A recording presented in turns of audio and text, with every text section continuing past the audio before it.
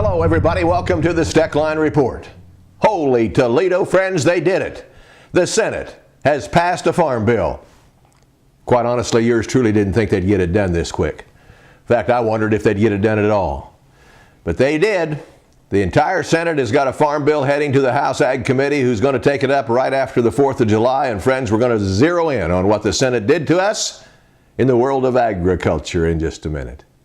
I first got started in the cattle business. My wife and my father-in-law got me into it. I love dealing with the animals and being in the outdoors. At American Ag Credit, I know a lot of them are in the same business that I am. Therefore they understand what I need and what problems I'm against, so they can work with you on it, and it makes it much easier. It's been passed down to me through the generations, and I want to pass it on down to the next generation or two.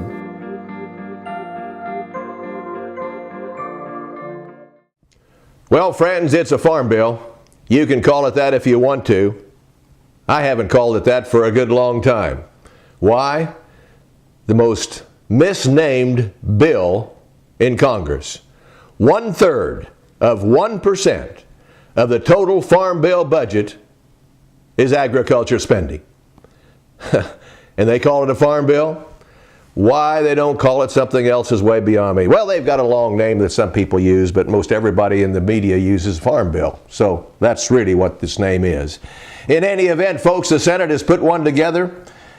If you're happy with it, my hat's off to you. I think maybe it'd be better off. My first conversation to you is in this trash barrel here beside me.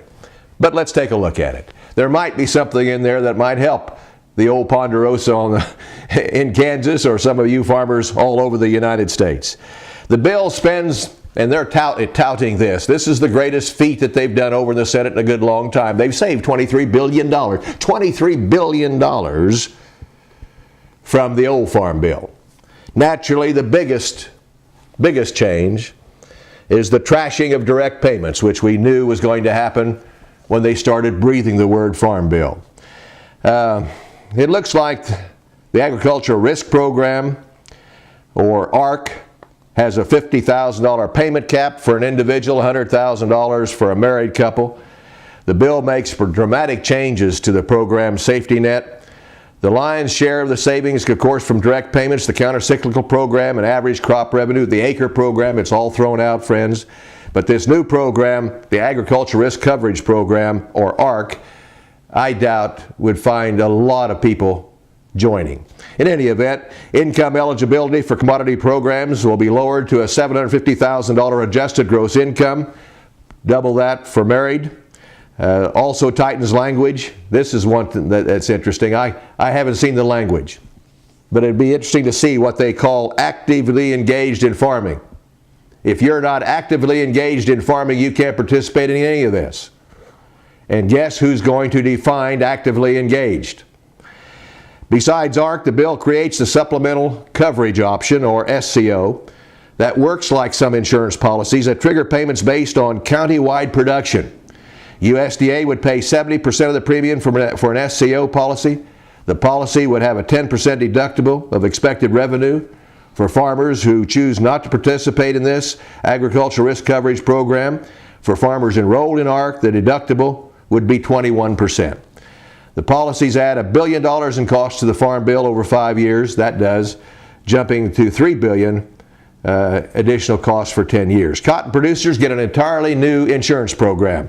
USDA will pay 80% of the premiums. I haven't gone into the details whether it's good or bad, but the 80% sounds good. It looks like, too, that the insurance premiums, and this is a real stickler. An amendment passed by Coburn and Durbin will cut insurance premiums by 15% for any farmer who has adjusted gross income levels above $750,000. Supposedly that's going to save $1.1 billion. Senator Pat Roberts doesn't think so. In any event, he thinks, and I do too, that this is a disaster. In fact, he says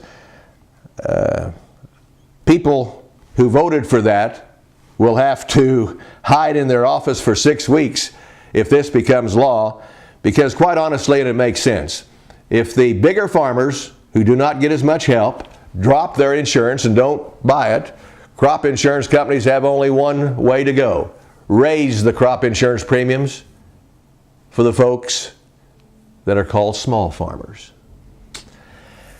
Well, we could go on, and we will, on our next Steckline report, delve into it a little bit more because we haven't had a lot of time. They just passed this bill, and so consequently, that's the way we see it at this hour here on the Steckline Report. See you next time around.